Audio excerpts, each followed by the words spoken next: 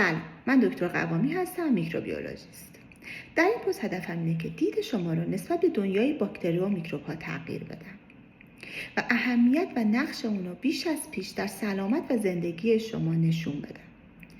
شاید در وهله اول وقتی اسم میکروب و باکتری میاد همه افراد یاد بیماری‌های عفونی میافتن. اگرچه نمیشه این قسمت رو نادیده گرفت، اما اهمیت و نقش میکروب‌ها خیلی بیشتر و فراتر از بیماری‌زایی‌ها هستش. بیش از میلیاردها میکروب در کل کره زمین دارن زندگی میکنن که کمتر از 1% اونا عامل بیماریزایی هستن. بقیه اونا پس چی؟ بقیه اونا یا غیر بیماریزا هستن و 1%شون مفید هستن.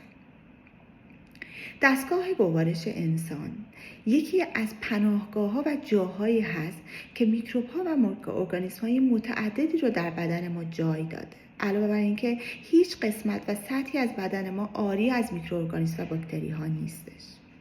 در طی مقالات مختلف و مطالعات مختلف نشون دادن بیش از 100 تریلیون میکروارگانیسم در دستگاه گوارش ما زندگی میکنه که شامل باکتری ها، ویروس ها، قارچ ها، انگل ها و سایر میکروارگانیسم های میکروسکوپی دیگه هستن.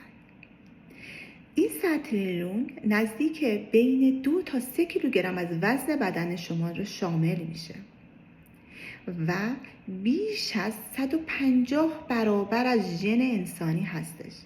ژن‌های انسان حدوداً 23,000 ژنوم در بدن انسانه، اما ژن‌های میکروبی که تو بدن شماست بیش از 3 میلیون ژن هست. در نیچر که جزء مقالات معتبر علمی هست مطرح کرده 150 برابر ژن میکروبی. پس ببینید چه تأثیری رو این ژن‌ها و در انتها متابولیت هایی که تولید میکنن در روند سلامت شما، عملکرد سایر ارگان‌های بدن شما دارن.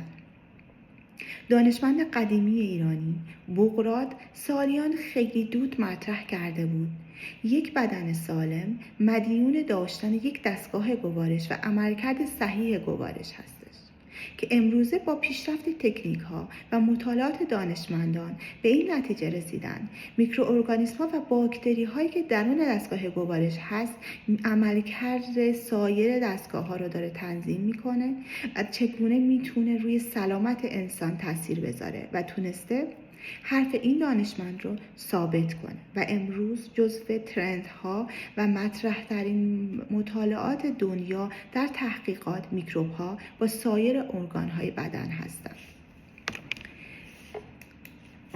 که من هدفم اینه که در پست‌های ادامه داری بتونم